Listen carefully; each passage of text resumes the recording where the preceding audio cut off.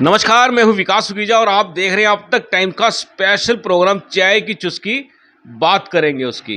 दोस्तों, कार्यक्रम शुरू करने से पहले आपको जो आज़ादी का 75वां अमृत महोत्सव चल रहा है उसकी अब तक टाइम्स के परिवार की ओर से बहुत बहुत शुभकामनाएं। और दोस्तों, आपको बता दें, स्वतंत्रता दिवस के ऊपर विशेष जो हमारा प्रोग्राम है चाय की चुस्की बात करेंगे उसकी में आज हम आपको मिलवाने वाले हैं एक ऐसे फौजी से, मिलवाने वाले हैं कैप्टन से, जिनके जीवन के बारे में आप जानकर बिल्कुल गर्व महसूस करेंगे। क्योंकि जिनको आज मैं इंट्रोड्यूस करवाने वाला हूं उनके बारे में बता देता हूं। उनका नाम है मोहिंदर सिंह। और आपको बता दें, मोहिंदर सिंह जो हैं करनाल के हल्का घरौंडा के गांव लालूपुरा के रहने वाले हैं और लंबे समय तक देश की फौज के अंदर सेवाएं दी हैं। और आपको बता दें, जो खास बात अगर हम करेंगे तो खास बात सुनकर आप हैरान हो जाएंगे कि आखिरकार जिस तरह से हमने कहा था कि जो 95 से लेकर 100 के बीच के एपिसोड होंगे, मैं आपको बिल्कुल धमाकेदार दिखाऊंगा। ये उसमें से एक बहुत बड़े धमाकेदार जो आज का प्रोग्राम दिखाने वाला हूं, आपको बता देता हूं। जो मोहिंदर सिंह जी हैं वो उन्होंने अपने देश के लिए, आप सुनकर हैरान हो जाएंगे कि 1965 में भारत और पाकिस्तान का जब युद्ध हुआ था तब अहम भूमिका निभाई थी। और उसके बाद बता दें, 1967 में मिजोरम ऑपरेशन चला था, मिजोरम बागी हो गया था भारत से, तो उस ऑपरेशन के अंदर भी अहम भूमिका निभाई। और इसके बाद बात करें तो 1971 में जो एक बार फिर भारत और पाकिस्तान का युद्ध हुआ था, जिसमें पाकिस्तान को एक बार फिर मुंह की खानी पड़ी थी, उस युद्ध के अंदर भी कैप्टन साहब की अहम भूमिका रही। और बात करें 1984 की, अब आप कहेंगे कि बात 1984 की आखिरकार कहाँ से आ गई। दोस्तों, 1984 की बात इसलिए आ गई क्योंकि 1984 में एक ऑपरेशन चला था, ब्लू स्टार ऑपरेशन, अमृतसर के अंदर, स्वर्ण मंदिर के अंदर। और वहाँ भिंडरावाला जो था, जिसको आज लोग सिख समाज के कुछ तथाकथित लोग अपना नेता मानते हैं, उस आतंकवादी को आर्मी ने ढेर कर दिया था। लंबा ऑपरेशन चला था और मैं आज आपकी बात कराऊंगा इन सब पहलुओं से। आखिरकार जब पहला युद्ध हुआ भारत पाकिस्तान का, उस समय देश की स्थिति क्या थी, उस समय कौन से हथियार थे, कैसे हमारे फौज के जवान देश की रक्षा करते थे। चलिए सीधी बात करते हैं कैप्टन मोहिंदर सिंह जी से। चलिए दोस्तों, बात कर लेते हैं कैप्टन साहब से और उनसे जान लेते हैं उनके जीवन के बारे में, क्योंकि प्रोग्राम ही ऐसा है। अब तक टाइम्स का स्पेशल प्रोग्राम है चाय की चुस्की, बात करेंगे उसकी। कैप्टन साहब, आपका अब तक टाइम्स का स्पेशल प्रोग्राम है चाय की चुस्की, बात करेंगे उसकी में बहुत बहुत स्वागत है। Thank you. कैसे हो अंकल, आपकी तबीयत कैसी है? मैं ठीक हूँ फिलहाल जी। वैसे पिछले एक साल से हेल्थ थोड़ी सी डाउन होती है, लेकिन मैं पब्लिक के, समाज के कार्य करता रहता हूँ, इसलिए थोड़ा महसूस कम होता है जी। मैं बीमारी को पीछे छोड़ देता हूँ। बिल्कुल दोस्तों, आपको बता दें 77 ईयर्स के हैं कैप्टन साहब और आज भी समाज की सेवा करने में तत्पर रहते हैं। जो जज्बा देश की सेवा का हो जिस व्यक्ति के अंदर, और फिर वो रिटायरमेंट के बाद समाज की सेवा में अपने आप ऑटोमेटिक जुड़ जाता है। अंकल जी, आपका परिचय जानना चाहते हैं, कहाँ के हो आप, क्या एजुकेशन है, कब आप आर्मी में भर्ती हुए? मैं तहसील घरौंडा के अंदर, यानी हल्का घरौंडे के अंदर छोटा सा गांव है लालूपुरा जी। जब हम 54 में हमारा स्कूल गांव में खुला जी, तो मैं उस स्कूल में एडमिशन हुआ मेरा, और पहली क्लास में एडमिशन मिला, जिससे हम आगे बढ़ने के चांस कुछ नहीं थे, क्योंकि 5वीं तक का स्कूल था। 5वीं के बाद हमको रायपुर आना पड़ता, 3 कोस मतलब तकरीबन 5 किलोमीटर जी। आना जाना होता था हमारा, पैदल आते थे। जमुना बीच में पड़ी थी, गांव 2 जमुनाओं के बीच में गांव था जी। गांव से निकलते थे, पानी में बढ़ जाना से लेकर के और चौरे तक हम इसी हालत में चौमासे में जाते थे। और उस स्कूल से पढ़े हुए मैं, जब मैं 9th में घरौंडा बोर्डिंग में रहता था, फ़ौज में भर्ती होगा और लगन थी कि मैं फ़ौज में ही जाऊँ, इच्छा थी मेरी। एक टीचर ने, जब मैं 8वीं क्लास में पढ़ता था, उसने पूछा पूरी क्लास से कि भाई तुम लिखो, अपना प्रस्ताव लिख के भेजो कि तुम ज़िंदगी में पढ़ लिख कर क्या बनना चाहते हो। मैंने सिर्फ 2 ही बातें लिखी, मैं फ़ौज में भर्ती होना चाहता हूँ और एक कैप्टन बनना चाहता हूँ। वो इच्छा मेरी पूरी हुई। मैं कैप्टन से रिटायर हुआ हूँ और फ़ौज में भी भर्ती हो गया हूँ। फ़ौज में मैं सन 1962 में भर्ती हो गया था। उसी दिन चाइना का और भारतवर्ष की सीमा में सीज फायर हो गया था, यानी लड़ाई बंद हो गई थी। उसके बाद सन 65 में मौका मिला मुझे, पंजाब में थे हम, फिरोजपुर। 1965 की लड़ाई के लिए 2 बार ऑपरेशन में जाना पड़ा हमको। पहला ऑपरेशन छोटा सा एक रणकच्छ के अंदर हुआ था, सिर्फ वो पाकिस्तान और भारत की ही लड़ाई थी, लेकिन इलाका कच्छबुद्ध था और हम पंजाब में थे, डिफेंस में हम गए वहाँ पर। उसके बाद 2-3 महीने बाद फिर पक्की लड़ाई छिड़ गई। जब हम लास्ट स्टेज पे पहुँचे, हमने सोचा पहले भी गए थे इसी तरह और अब भी शायद इसी तरह कोई लड़ाई, अब दिमाग में था सबके कि लड़ाई नहीं होगी।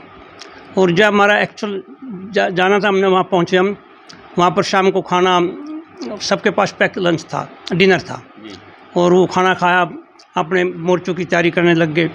जब ये आदेश आया भाई बी कंपनी सबसे आगे जाकर एफपीपी की रक्षा करेगी। एफपीपी का मतलब जिस फॉर्मेशन पर हमने लड़ाई लड़नी है, वो टेप बिछा देते थे, ये एफपीपी की मार्किंग थी। वहाँ से जब लड़ाई छिड़ी ना, जब भारत के 4 हवाई जहाज़ों ने बरकी ब्रिज पर हमला किया, तो हमने सोचा शायद पाकिस्तान ने नहीं कर दिया भाई, ये पता नहीं था जब तक। और हम जा कर के सीधा शोगिल कैनाल पर करीब 5 किलोमीटर जाकर हमने कब्जा किया पाकिस्तान के अंदर। शोगिल कैनाल नहर है और बरकी पुल था एक, उस पर कब्जा तो नहीं हुआ हमारा, लेकिन अपनी साइड का कब्जा मारा था। अच्छा। दूसरी साइड में उनका था। तो वहाँ के उसके बाद जब तक लड़ाई वहीं से लड़ते रहे हम लोग, और काफ़ी गहराई लड़े, उसमें काफ़ी नुकसान भी हुआ। लड़ाई में नुकसान फ़ायदा होता ही रहता है, लेकिन जीत हमारी हुई। उस समय जो जीत का जश्न था, कैसे मनाया आप लोगों ने जीत का जश्न? बहुत ही, देखो उस समय आधुनिक चीज़ें तो हमारे पास कुछ नहीं थी। दुश्मन के पैटर्न टैंक पकड़े और भिक्कीविंड में रखे, उसका नाम पड़ गया आज पैटर्न नगर। अच्छा। भिक्कीविंड का नाम आज पैटर्न नगर है। सारे टैंक जितने भी इलाके के कैप्चर करते थे, वो पैटर्न टैंक सारे हुए आते थे। पैटर्न टैंक अमेरिका का टैंक था ये, और अमेरिका को ये प्राउड था इस टैंक के ऊपर कि इसको कोई मार नहीं सकता। हमारे पास एक मेजर कैप्टन मोहम्मदन थे, उन्होंने बल्कि बरकी ब्रिज पे जो इनका टैंक खड़ा था, अपने इलाके से ऐसा आर्शल गन से उसने फायर किया और वो टैंक को तोड़ दिया, आग लगा दी उसमें। ये हमारी बहुत बड़ी कामयाबी थी। और हम लोग उसके बाद वापस आए करीब दिसंबर के एंड में, जब सीज फायर ख़त्म होगा, शांति होगी भाई इलाके में। उनका इलाका लाहौर में हमने फायरिंग किया, लाहौर तक हम कैप्चर कर लिया था हम लोगों ने। लाहौर के जो रेंज, लाहौर तक सेना पहुंच गई थी अपनी। हाँ, लाहौर के रेंज हमारे अंडर थे, शहर कती खाली था। लाहौर कोई सिटी में कोई बंद उनका नहीं था, हमारे पास था। और हमने उनके रेंजों पर फायरिंग की प्रैक्टिस की, और उनके मोर्चे जो थे लाहौर में बरकी में, सिमटेड मोर्चे, देखकर चंबित हो जाओगे कि कैसे तोड़े इन लोगों ने। इतने सख्त डिफेंस था उनका वहाँ पर, तो भी हमने तोड़ दिया। और एक बात बीच में और बताना चाहूँगा, सन 65 के अंदर खेमकरण और खालड़ा के बीच में हम थे, और एक मराठा यूनिट थी जो कि खेमकरण के नज़दीक थी। पाकिस्तान ने करीब 3 किलोमीटर इलाका हमारा कैप्चर कर लिया था, लेकिन उस मराठा ने एक इंच ज़मीन ले करके छोड़ दी गई। जो ब्रिगेड कमांडर था वो राजपूत के थे, सरदार जी, ब्रिगेडियर प्यारा सिंह। उन्हें आदेश दिया कि मुझे हेल्प के लिए चाहिए एक कंपनी, 70 राजपूत बड़े चलोगी, बी कंपनी। हम उसमें चले गए। मैं अचंभित था कि करीब 300 सिपाही या उनके पाकिस्तानी सेना के मुंदे पड़े, मरे पड़े। और दिन ऐसी होगी कि बहुत बुरी बदबू फैल जाए। गर्मी के दिन आ गए थे, काफ़ी गर्मी थी उस समय, और बदबू फैल भी गई थी। हम लोगों ने इकट्ठे करके मिट्टी का तेल तो नहीं दफना दिया उनको सबको, इज्जत से मान सम्मान से, जो उनका रीति रिवाज था उसके हिसाब से। उसके साथ। जी तो वहाँ पर ये हुआ। उसके बाद हम वापस पीस में आ गए। सन 1968 में हमको दिलीप चंद वेस्ट बंगाल में दलित की जगह है जो कि वहाँ पर पोस्टिंग हो गई हम लोगों की। और वहाँ से अचानक ही ये जो सर मिज़ोरम में हमारी बटालियन की पोस्टिंग आ गई। और ऐसा तकड़ा ऑपरेशन था कि पाकिस्तान से लड़ना बड़ा आसान है हमारे लिए, लेकिन उनसे लड़ना बड़ा मुश्किल है क्योंकि उनका पता नहीं होता कहाँ बैठा कहाँ क्या करेगा। कैप्टन साहब, मैं एक बार आपको बीच में टोकना चाहता हूँ। जब ये पाकिस्तान से हम लोग युद्ध जीत चुके थे तो उस समय क्या समझौते हुए, कुछ आपको जानकारी है? क्योंकि हमारा कब्जा तो हो चुका था, फिर वो कब्जा हम लोगों ने भी उनको वापस दिया, तो क्या रहा वो? तो दरअसल में जो यूएन में बैठ कर फैसला हो चुका था वो मानना हमारे लिए बहुत ज़रूरी था और पूरी आर्मी के लिए ही था। जिन पोस्टों को हम छोड़ना नहीं चाहते थे वह पोस्ट भी हमने छोड़ने पड़े, खासकर श्रीनगर का, कश्मीर का, कारगिल का, लेह का, वो इलाका भी हमने छोड़ना पड़ा। लेकिन कुछ इलाके पर हमारा आज भी शायद कब्जा है। बिल्कुल दोस्तों, आपको बता देते हैं कुछ इलाकों पे नहीं, बहुत से इलाकों पर कब्जा है। और इस समय की अगर आपको स्थिति बता दें, इस समय की स्थिति बताएं, अगर डिफेंस की बात करें या अटैक की बात करें, तो इस समय पाकिस्तान भारत के रेडार पे है। क्योंकि हालात आपको मालूम है कि आखिरकार होगा क्या, ये सबको मालूम है। होगा वही जो आप सोच रहे हैं और जो मैं आपको इशारा कर रहा हूँ, मतलब कि जो पंजाब का एरिया है वो इधर लाने की तैयारी है, ऐसी जानकारी मिल रही है। तो आप मिजोरम में, उसके बाद मिजोरम गए, जिस तरह से आपने बताया कि पाकिस्तान से लड़ना आसान था, लेकिन मिजोरम जिस तरह से बागी हो चुका था, वहाँ लड़ना बड़ा मुश्किल था। ये वाकई में बड़ी बात है। हाँ, वाकई में बड़ी बात है ये। और ख़तरनाक, ऐसी ख़तरनाक थी, गली कुच्चों की लड़ाई थी, जंगल की लड़ाई थी, साधन कोई था नहीं आने जाने का, सब पैदल। अगर डाक भी आती थी कई दिन के बाद, हेडक्वार्टर में आती थी, वहाँ से फिर कॉलम लेकर चलते थे, उन डाक को रिसीव करते थे। यानी एक हफ्ता तो पहुँचने के बाद लग जाता था डाक आने में भी।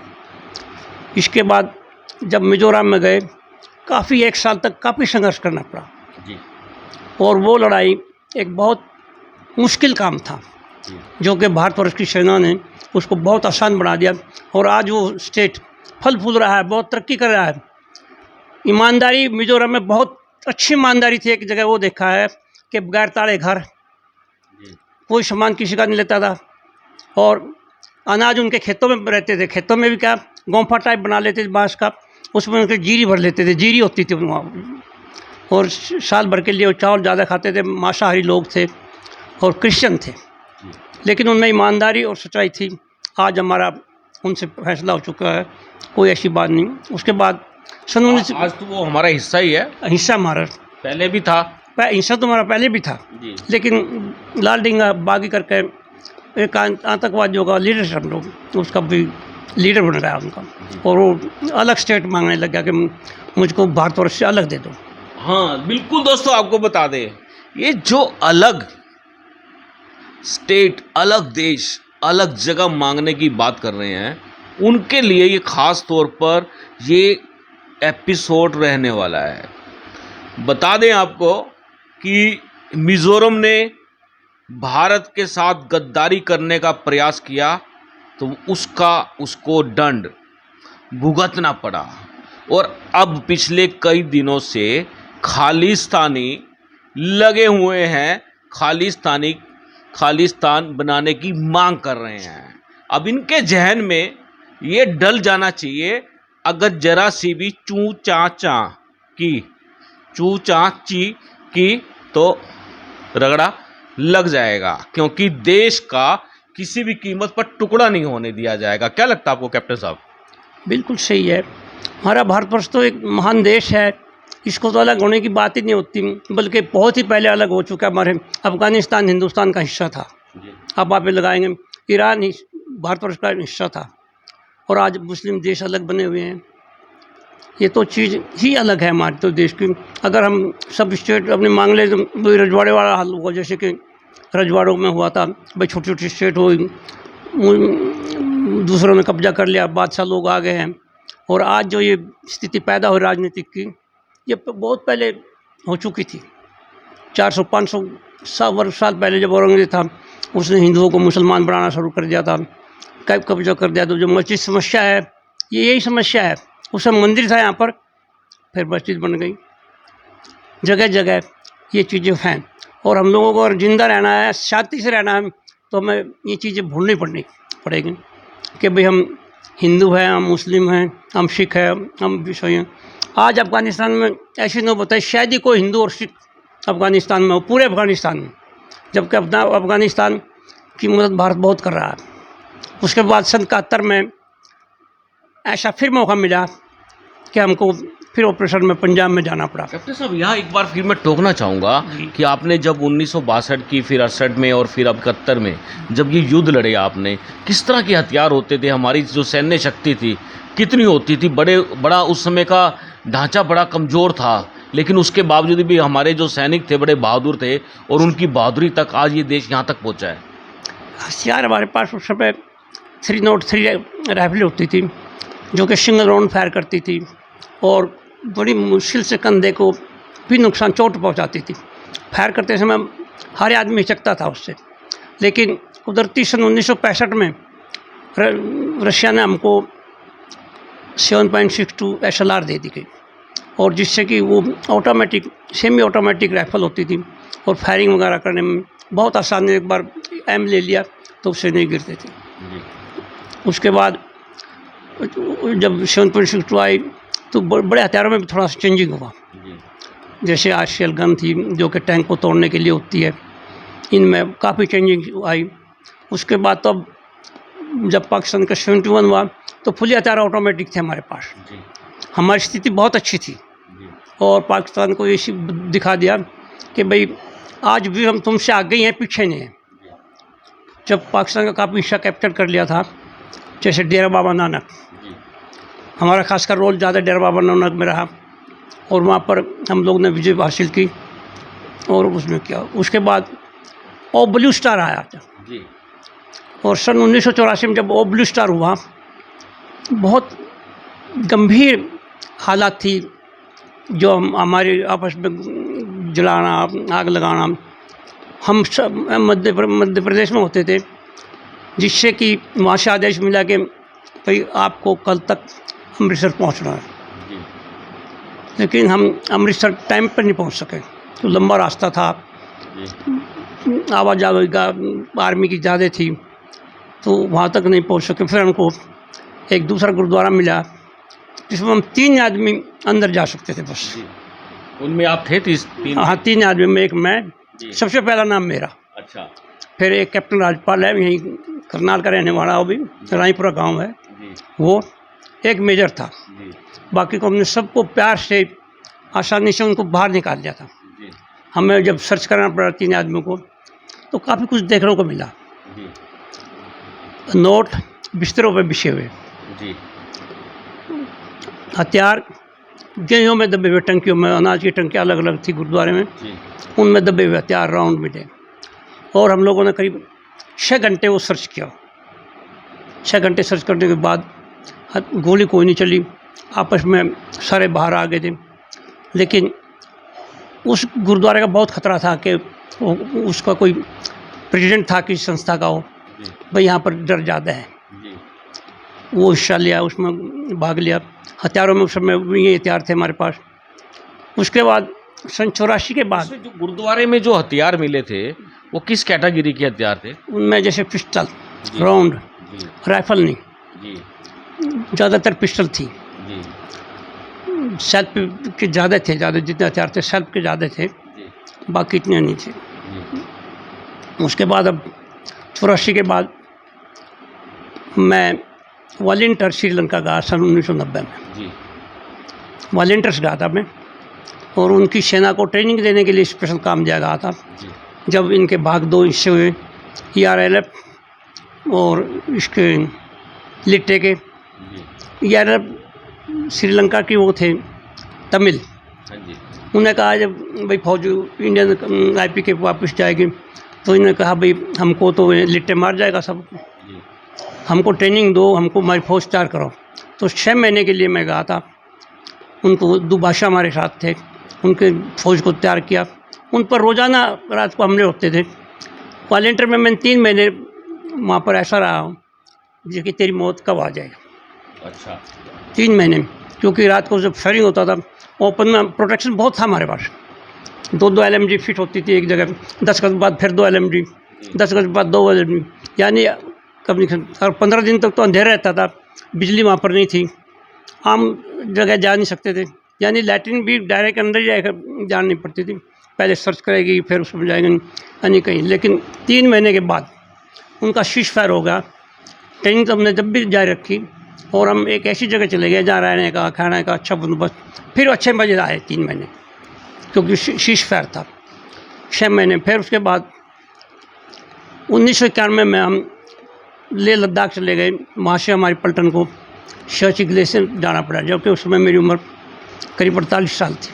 सियाचिन पर, सियाचिन ग्लेशियर, सियाचिन का जो टेम्परेचर है दोस्तों -60 तक भी चला जाता है। हाँ। बहुत बहुत नीचे चला जाता है बहुत, टेम्परेचर। हाँ बहुत ज़्यादा है। आप 2 मिनट पानी में उंगली नहीं रख सकते। अगर उंगली रख ली 2 मिनट, उसमें कोऑर्डिनेट फैल करके काटनी पड़ेगी वो यहाँ से, ताकि पूरे हाथ में ना चले। इसके बाद जब वहाँ वापस आए सियाचिन ग्लेशियर में, तो हम 92 में वापस आ गए। और एक हमारी पलटन आज तक आर्मी हेडक्वार्टर के रिकॉर्ड में, यानी भारतवर्ष की सेना के रिकॉर्ड में, एक हमारी बटालियन ऐसी थी, जितने हमें आदमी गए थे सब शेप ऊपर इतने वापस आए। यानी आज तक 10-5 जवान को खोना, 10-5 ऑफिसर को खोना, जयसूज को खोना मामूली घटना है। सबके किसी का नहीं, सिर्फ एक हम हैं इंडियन आर्मी में कि 17 राजपूत बड़े चलो, किसी भी आदमी को वहाँ नहीं देखा है। बिल्कुल दोस्तों, आपको बता दें कि सेना के जवान का जो बलिदान है उसको सलाम है दोस्तों।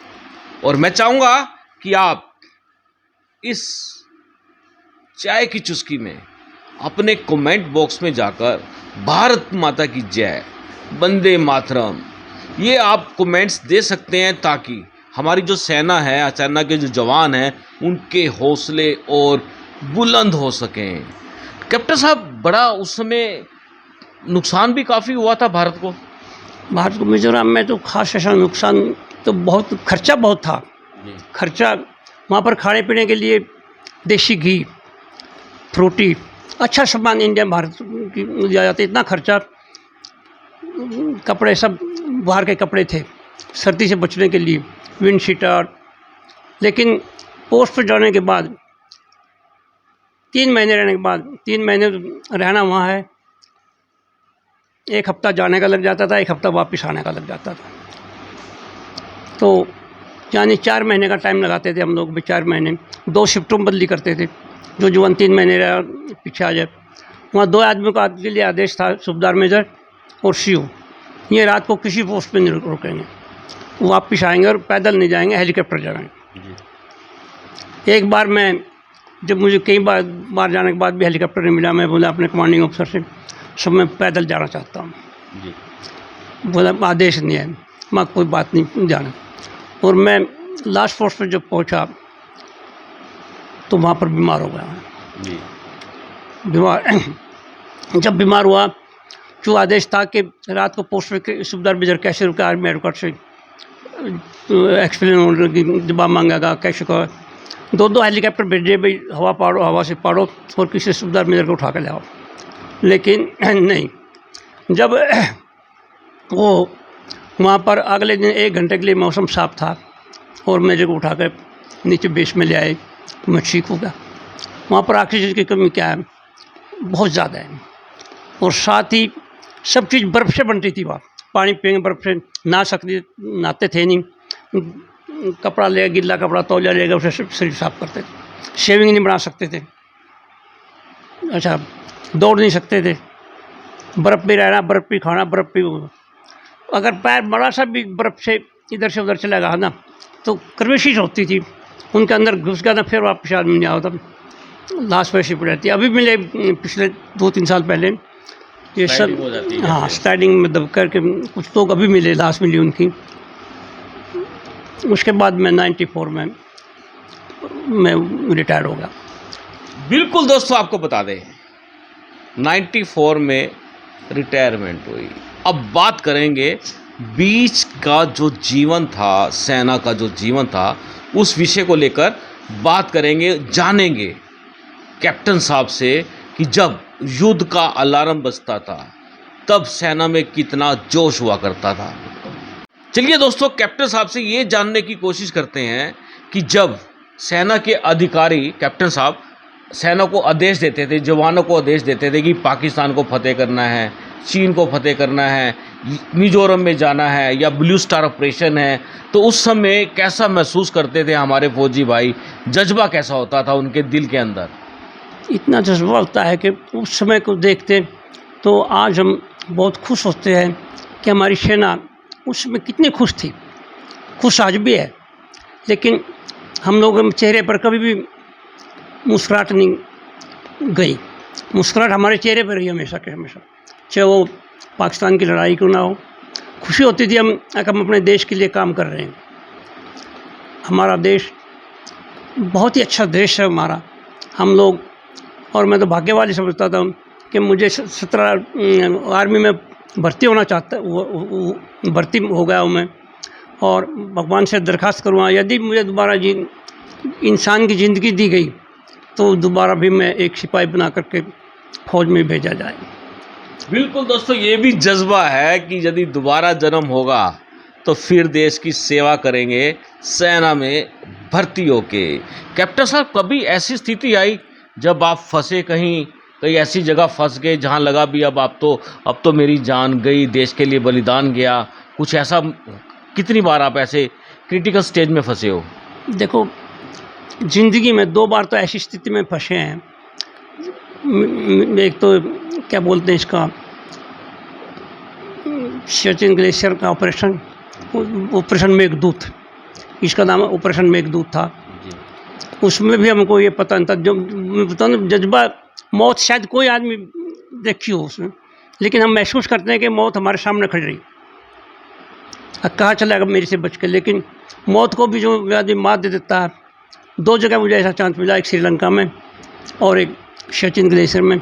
महसूस कर गया कि मैं, हाँ, मौत भी कुछ चीज़ है, लेकिन भगवान रखने वाला बहुत कुछ है, उससे बड़ी चीज़ कोई नहीं दुनिया में। या दुनिया बनाई उसने, चलाई उसने, चला भी वही रहा है। इसकी मैं आपको कोई पता नहीं चाहता। मौत तो एक बात सोचो, जब फौज में भर्ती हो गए फिर तो मौत से डरना ही कुछ नहीं था। और हमारा हर सैनिक, हर फौजी हमेशा ऐसी चीज़ के लिए तैयार रहता था। और लड़ाई में भी कभी भी कोई ऐसा काम नहीं किया जिससे हमारे देश की, हमारी सेना की बदनामी हो। बहुत अच्छी तरह लड़ाई लड़ी है, बहुत खुश होकर मिजाज होकर लड़ाई लड़ी है। और हमेशा आगे भी जितने सोल्जर पेंशन आए हैं, बुढ़ापा है, आज भी हम लोग तैयार बैठे हैं कि कब पाकिस्तान में जाए। एक बार मौका तो मिले फिर देखने के लिए पाकिस्तान को बख्शा नहीं जाएगा, शायद तहस नहस हो जाएगा।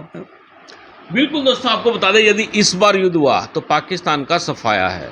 और वैसे भी आपको बता दें, मुहिम जो चल रही है, अखंड भारत की मुहिम चल रही है, जो हमारे देश के हिस्से हैं उनको लाने की एक मुहिम चल रही है। गुप्त सूत्रों की जानकारी है ये मेरे पास, ऐसा संभव हो सकता है।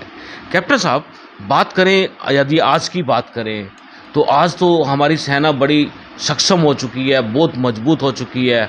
वर्ल्ड के अंदर बहुत बड़ी टंकार बजती है भारतीय सेना की। आज कैसा महसूस करते हैं आप? हमारी सेना उस समय से लेकर आज तक बहुत ही अच्छी हो चुकी है, बहुत ही बढ़िया जिसे कहते हैं। हथियार, आधुनिक हथियार, वो जो पुरानी चीज़ें में तो ख़त्म ही हो गई हैं। अब तो अगर मैं अभी पीछे अपनी बटालियन में चला गया एक दिन, उन्होंने बुलाया, करीब जहाँ से बटालियन हमारी लड़ाई लड़ना शुरू की थी उस स्टेशन पर पहुंची हुई है जहाँ 65 में भाग लिया था जी। तो मैंने जब देखा हमारे पास कितने अच्छे हथियार हैं, कितने ऑटोमेटिक है। आज लड़ाई, पहले लड़ाई कैप्चर की थी, भाई जगह को कब्जा करना है। पैदल चल के पता था दुश्मन भी सामने दुश्मन बैठा है और गोली मारेगा हमारे। लेकिन दूसरी तरफ अगर हम देश में IAS की ड्यूटी करें, इंसर्जेंसी की मतलब ड्यूटी हो, तो उनको मारना बहुत मुश्किल है। उनको पता कहाँ से आएगा, क्या आएगा, हो सकता हमारा भी आदमी हो। उनको मारना पकड़ना बहुत मुश्किल काम है। हथियारों की आज एक से अच्छा आधुनिक हथियार है हमारे पास। लोग पे तनख्वाह अलाउंस जिसको एडमिनिस्ट्रेटर कहते हैं बहुत अच्छा है फ़िलहाल तक, और बहुत अच्छा रहेगा देश में। बिल्कुल दोस्तों, आपको बता दें काफ़ी मजबूती है, और इस मजबूती के दम पर आज प्रत्येक भारतीय का सीना बड़ा चौड़ा है। और दोस्तों, इस बार जिस तरह से 75वां आज़ादी का अमृत उत्सव मनाया जा रहा है, पूरे देश में धूमधाम से मनाया जा रहा है, तिरंगा यात्रा चल रही है। कैप्टन साहब खूब इस समय देश के लोगों के अंदर देश प्रेम की भावना बड़ी जागी हुई है, एक मुहिम चल रही है, अमृत महोत्सव मनाया जा रहा है। आप कुछ कहना चाहेंगे? बहुत ही अच्छी बात है, समय पर ये उत्सव मनाए जाएं, और ख़ासकर सेना के साथ हो तो, एक्स सर्विसमैन के साथ हो तो इससे बहुत हाई मोरल होगा हमारी सेना का भी, हमारे जो रिटायर्ड हुए उनको उसमें शल दे, सैनिकों को मनाने का शामिल करें अलग से, तो वो बहुत अच्छा होगा। कैप्टन साहब, हमारा जो प्रोग्राम है अब तक टाइम्स का स्पेशल प्रोग्राम है, चाय की चुस्की बात करेंगे उसकी, कैसा लगा आपको? बहुत ही अच्छा लगा। ये तो प्रोग्राम का है तो एक दिल को मोहने वाली बात आ गई, हम लोग की जज्बा और ज़्यादा आ गया भाई इसमें, अच्छी चीज़ों के लिए बहुत ही बढ़िया। ऐसा माहौल तो समय समय पर करते रहना चाहिए, जिससे कि आदमी जवानों को, उनको, हमारे देश के फौज को ये महसूस हो कि तुम्हारे पीछे भी बाकी जनता है जिनकी तुम रक्षा कर रहे हो, वो तुम्हें और तुम्हारे परिवार को देखभाल करेंगे। सिर्फ एक जगह थोड़ी सी दिक्कत है, प्रशासन सैनिक को प्रायोरिटी नहीं देता कहीं मिलने के लिए, जैसे एसपी डीसी पे चले जाएं तो हम लोगों को उस नज़र से देखते हैं, ये तो ऐसे ही है, लाइन में लग कर आ जाओ, जबकि उनका अधिकार पहले है, और वो इस चीज़ को महसूस कम करते हैं। करनाल के अंदर तो एसपी और डीसी नहीं इतने खराब हैं, अच्छे मतलब हैं वो तो मिलते हैं, लेकिन बाकी सभी जगह पर जब कोई सैनिक अपनी समस्या लेकर जाता है तो उसको ऐसी कोई बात नहीं आती उसको, जो भाई हम तेरी इज्जत की है, बैठाया तेरे को, पानी पिया ना पिया, वो मिलते मिलते भी लाइन में कह रहे हो मिल जाओ। तो सीनियर सिटीजन और सैनिक को ऐसा नहीं होना चाहिए, उनके पास उनकी बात सुननी चाहिए। बिल्कुल, सम्मान की अगर बात करें तो कहीं ना कहीं ये हरियाणा के प्रशासन की कमी बड़ी सामने निकली है। हम चाहेंगे हरियाणा के मुख्यमंत्री से हम खुद मौका मिला तो बात करेंगे, और ये बिल्कुल बात रखेंगे कि सेना के जो जवान हैं और सेना से जो रिटायर सेवानिवृत्त जवान हैं, सीनियर सिटीजन अर्थात बात करें तो सुपर सीनियर सिटीजन, उनका मान सम्मान बड़ी जल्दी से होना चाहिए। और पीछे आपको ध्यान होगा, हरियाणा के मुख्यमंत्री मनोहर लाल ने इस तरह का एक ऑर्डिनेंस भी भेजा था, पास करके एक ऑर्डर भी दिए थे, जिसमें कहा गया था अभी सुपर सीनियर सिटीजन है उनको एक मिनट का भी इंतज़ार ना करना पड़े, तुरंत मान सम्मान के साथ उन्हें बिठाएं, चाय पिलाएं, उनकी बात सुने, उनकी समस्या का समाधान करें। लेकिन जिस तरह से आज कैप्टन साहब ने बताया है, तो हम चाहेंगे कि सरकार इस विषय पर खास तौर पर ध्यान दे और अपने नौकरशाहों को आदेश जारी करे कि किसी भी सेना के अधिकारी, कर्मचारी रिटायर हैं, जिन्होंने देश के लिए अहम योगदान दिया है, उनके मान सम्मान में कोई कमी ना आए। उनकी समस्या यदि कोई है उसका तुरंत समाधान हो। कैप्टन साहब से जानेंगे उनके परिवार के बारे में। कैप्टन साहब, आप रिटायरमेंट के बाद आ चुके हैं, घर आ चुके हैं, 77 ईयर्स के आप हो चुके हैं। कैप्टन साहब, परिवार में कौन कौन लोग हैं, कैसा चल रहा है आपका परिवार? मेरे परिवार में मेरे पास 3 बेटे हैं, और तीनों बेटों में से मेरे 2 बेटे अमेरिका में सेटल हैं, और मेरा एक पोता दुनिया की नंबर 1 और यूनिवर्सिटी येले और के अंदर एडमिशन मिला, अमेरिका में फर्स्ट आकर के उसको वहाँ से उनको सम्मानित किया। और काफ़ी, जिसमें बुश और उनके राष्ट्रपति पड़े, कमला जो उपराष्ट्रपति है, कमला अमेरिका के अंदर इंडियन करेंसी की, वो भी उसमें पड़ी हुई है। ट्रम्प भी उसी के अंदर पड़ा हुआ, उसके अंदर पहले नंबर पर आकर उसको स्थान मिला। बाकी दोनों बेटे मेरे इंजीनियर हैं, वहाँ पर अच्छी जगह है, उसमें रहते हैं वहीं पर। और सारे बच्चे को, उनके पास जो बच्चे हैं, अच्छा एजुकेशन जा रहा है, अच्छी पढ़ाई कर रहे हैं। मेरे गांव में ज़मीन है, मैं उसको अपने परिवार को ठेके पे देता हूँ। पहले ठेके पे भी देता था मैं, ऐसे परिवार खाते थे, लेकिन जब अलग हुए तो हमने उसको ठेके पे देना शुरू कर दिया। बाकी हम लोग परिवार से बड़े खुश हैं। भारतवर्ष से देश ने बहुत अच्छी सहूलियत दी थी फौज में भर्ती होकर के। मैं अपने स्कूल का पहला बच्चा हूँ जो कि सर्विस, पहली सर्विस मिली थी और इच्छा के मुताबिक मिली होगी। जो मैंने चाहा वही मुझे मिला।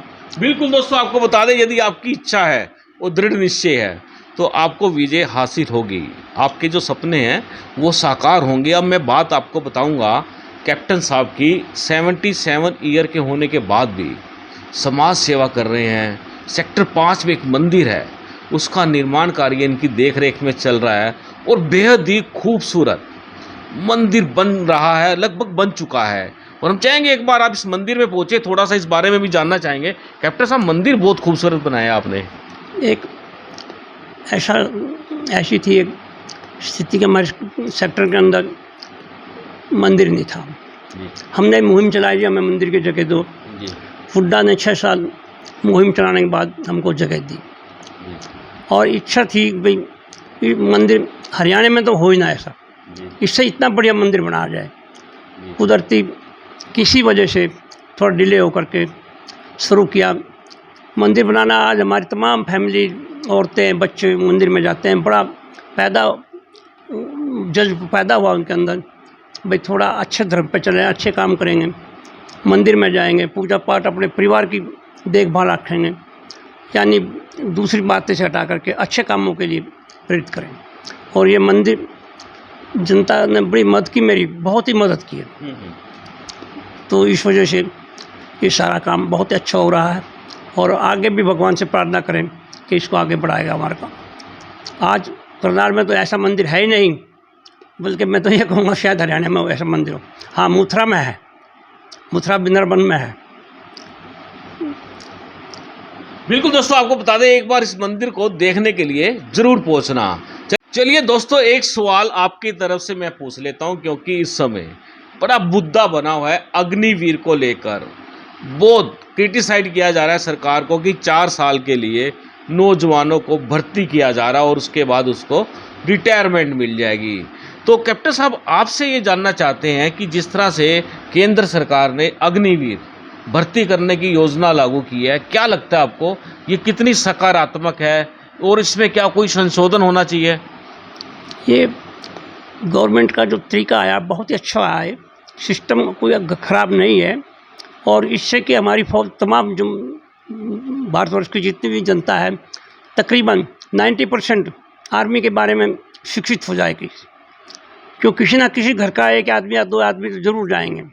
और आज तो भावना ही नहीं रही कि लड़की है या लड़का है, आजकल तो लड़कियां भी बराबर जा रही हैं और बहुत अच्छी सिस्टम है। अगर थोड़ा सा इसमें जो कमी है, 1 या 2 कमी है, उनको ठीक कर करके चलाया जाए तो ये बहुत अच्छी चीज़ है। क्या करना चाहिए सरकार को? सरकार को इनकी एक तो सर्विस 4 के बजाय 6 रखनी चाहिए कम से कम जी। दूसरा, इनको रीसेटलमेंट के लिए मौका दिया जाए, भाई ओपन किया जाए कि इनको बीएसएफ, सीआरपी, डीएससी, कई काफ़ी पैरामिलिट्री फोर्सेज, उनमें बाकी को उनको एडजस्ट किया जाए ताकि उनका भविष्य आगे के लिए अंधेरे में ना रहे। हालांकि गवर्नमेंट काफ़ी अच्छा कर रही है इस चीज़ के लिए और भी सुधार कर रही है और ये स्कीम बहुत ही अच्छी है। ऐसी स्कीम तो बहुत पहले हो जाती तो शायद आज आर्मी में किसी चीज़ की कमी नहीं रहती, क्योंकि आज आर्मी में भी ऑफिसर की बहुत कमी है और जिससे कि काम अपना सुचारू रूप से चलाने में बहुत मुश्किल हो जाता है। सेना में हम कहते हैं पीसी स्टेशन में जा रहे हैं, लेकिन अच्छा आराम नहीं है तो वहाँ मिलता, फैमिली के साथ मौका नहीं मिलता रहने के लिए, बहुत कम समय मिलता है पीसी स्टेशन पर होते हुए। क्योंकि अगर हम तैयार नहीं रहेंगे तो हमारे लिए मुश्किल पैदा हो जाएगी। और हमेशा भारतवर्ष तो हमेशा बढ़ेगा। चीन आज सपने देख रहा है कि उसमें ताइवान ने उसको करें, लेकिन नहीं, चीन के सपने गए ख़त्म। चीन आज भी हमको 62 वाला समझ रहा है, शायद 62 वाले नहीं, हम तो बहुत आगे जा चुके हैं चीन से। चीन तो हमारे लिए कोई ऐसी खास बात नहीं। हाँ, लड़ाई बता दी आपकी, क्या जो आधुनिक लड़ाई है, हथियारों की लड़ाई है, पैदल सेना की लड़ाई कम है। आखिर में जाना पड़ेगा, पैदल सेना जाती तो आखिर में हुई, लेकिन जितना काम आधुनिक हथियारों से करके निपटा लेंगे वो अच्छा से अच्छा है। बिल्कुल कैप्टन साहब, स्वतंत्रता दिवस चल रहा है, कुछ देश को मैसेज देना चाहेंगे आप, बधाई देना चाहेंगे? हमारी सरकार को इसके लिए बहुत बहुत बधाई कि इतना लगन और इतना खुशी से स्वतंत्रता दिवस की स्थापना दिवस बना रहे हैं। बहुत ही बहुत बधाई हो। इतने अच्छे कामों के साथ हर जगह हर घर के अंदर झंडा लहरा रहा है, खुशी का माहौल आ रहा है। हम कितने खुश हैं, कितने नसीब वाले हैं। हम उस अपने देश को सलूट करते हैं, अपने प्रधानमंत्री को सलूट करते हैं जिसने स्कीम चलाई। और बिल्कुल दोस्तों, हम भी देश के जवानों को सलूट करते हैं जिनकी वजह से हम एक स्वच्छ खुले माहौल में सांस ले रहे हैं। कैप्टन साहब, आपने हमसे बात की है, आपका बहुत बहुत धन्यवाद है। धन्यवाद जी। मैं भी आपका और आपके स्टाफ का बहुत बहुत धन्यवाद करता हूँ। आपने हमारी बातें अपने सीमित पहुँचाई है और देश में पता चलेगा भाई हाँ फौज भी कोई चीज़ है। इस नाते से बहुत बहुत धन्यवाद, बहुत बहुत शुक्रिया अदा। मैं आपको फिर बहुत बड़ाई करना चाहता हूँ आपकी कि आपने अच्छी स्कीम निकाली। आपने जो ये सब चीज़ें जो इंटरव्यू में आई बहुत अच्छी है। मुझे भी बहुत खुशी हो रही है कि कम से कम आज मैं मीडिया के सामने तो बैठा हूँ। हाँ साहब, एक बात मैं भूल गया आपसे, आपके पास मेडल बहुत है, आपको बहुत मेडल मिले आपकी वीरता को लेकर। कितने मेडल होंगे आपके पास? मेरी छाती पे लगे हुए जो हैं करीब 14 से 15 मेडल मेरे पास थे जी। मेरी जो छाती पे जो लगे हुए हैं वो रिबन है जी। उनमें ऐसे करके एक वो जैसे रुपया होता है चांदी का। फोटो हम आपको दिखाते हैं कैप्टन साहब का, और ये फ़ोटो हमने एक दिन पहले डाला था, आप देख सकते हैं ये कैप्टन साहब का फ़ोटो है। और मैं चाहूँगा कि जितना ज़्यादा सलूट हो सके आप करें। ये कैप्टन साहब हैं और मैं इनसे डायरेक्ट बात कर रहा हूँ। ये आपको चित्र मैंने भेजा था कैप्टन साहब का, और बिल्कुल पर्सनली आपको आज मैंने इंट्रोड्यूस कराया है। और दोस्तों, हम कैप्टन साहब आपका बहुत बहुत धन्यवाद करते हैं, आज आपने हमसे बात की है। आपका बहुत बहुत धन्यवाद। आपने बात नहीं हमको जनाया है। हम भी यहाँ रहते हैं, सेक्टर 5 में हैं हम जी। बहुत खुशी हुई है। एक चीज़ की मेरी थोड़ी सी मीडिया से दरख्वास्त है, खासकर इलेक्ट्रॉनिक मीडिया से। वो कुछ काम जो फौज के सेक्रेट काम होते हैं, चुपचाप काम होते हैं, उनको उल्लंघन कर देती है। उसको उजागर ना करें, क्योंकि इस पर जैसे कुछ फौज के ही आदमी आकर के यूट्यूब खोल कर बैठ गए और उसमें अपनी वो जाकर इलेक्ट्रॉनिक मीडिया को उल्टी सीधी बातें करते हैं। तो वो चीज़ एकदम ना लाई जाए कि भी इससे प्रशासन पे बहुत बुरा असर पड़ता है। ये मेरी दरख्वास्त है कि मीडिया जितना भी उससे रहे, कम इस्तेमाल हो तो बहुत ही अच्छा होगा। बिल्कुल, धन्यवाद आपका बहुत बहुत। Thank you. बिल्कुल, आपको बता दें कि जिस तरह से आज कैप्टन साहब से आपको मैंने मिलवाया है 15 अगस्त के शुभ और पावन अवसर पर। और दोस्तों, जाने से पहले जिस तरह से हम आपको एक बात बताते हैं, और आज जो मैं आपको बात बताऊंगा आपका सीना और जोड़ा हो जाएगा। घरौंडा का ही गांव है, एक अराईपुरा गांव। और दोस्तों, इस गांव के अंदर यदि आप एक बार चले गए तो इस पूरे गांव के अंदर आपको कोई शायद ही एक ऐसा परिवार होगा जिसका बच्चा देश की सेवा ना कर रहा हो।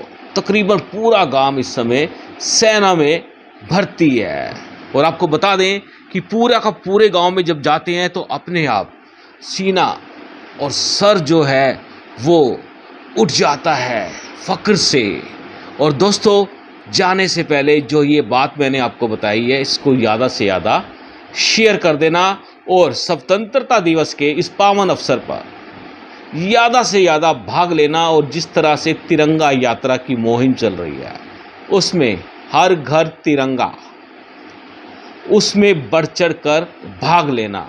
आप देख रहे हैं अब तक टाइम्स का ये स्पेशल प्रोग्राम चाय की चुस्की, बात करेंगे उसकी। नमस्कार, मैं हूं विकास सुखीजा अपने साथी रिकेश के साथ। जय Hind. This is important for you and your loved ones. Choose a policy today from Star Health Insurance. This is important for you and your loved ones. Choose a policy today from Star Health Insurance.